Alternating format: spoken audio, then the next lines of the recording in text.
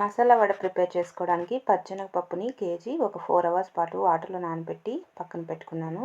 కొత్తిమీర, పుదీనా, ఆనియన్స్, పచ్చిమిర్చి, అల్లము, చెక్క, లవంగాలు తీసుకున్నాను. ఒక మిక్సీ జార్ తీసుకొని ఇందులోకి కొద్దిగా పప్పు, చెక్క, లవంగాలు, అల్లము యాడ్ చేసి ఈ విధంగా మెత్తగా మిక్సీకి పట్టుకుందాం. ఈ విధంగా పప్పు మొత్తం కొద్దిగా యాడ్ చేసి బరక్గా మిక్సీకి పట్టుకొని ఇందులోకి కొత్తిమీర, పుదీనా, కరివేపాకు, ఆనియన్స్ యాడ్ చేసి ఇందులోకి రుచికి సరిపడా చూసుకొని సాల్ట్ యాడ్ చేసి మొత్తం కలిసేలాగా బాగా కలిపేసుకొని ఇక్కడ వడ షేప్లో చేసుకొని డీప్ ఫ్రైకి సరిపడా ఆయిల్ పెట్టుకొని ఆయిల్ హీట్ ఎక్కిందా లేదా ఒకసారి చెక్ చేసుకొని ఒక్కొక్కటిగా ఇందులో యాడ్ చేసుకొని 2 సైడ్స్ తిప్పుకుంటూ చక్కగా ఫ్రై చేసుకోండి. ఫ్లేమ్ని మీడియం ఫ్లేమ్లో పెట్టుకొని ఫ్రై చేసుకుంటే క్రిస్పీగా మసాలా వడలు రెడీ అయిపోతాయి. మీరు కూడా తప్పకుండా ట్రై చేయండి. Okay friends, bye.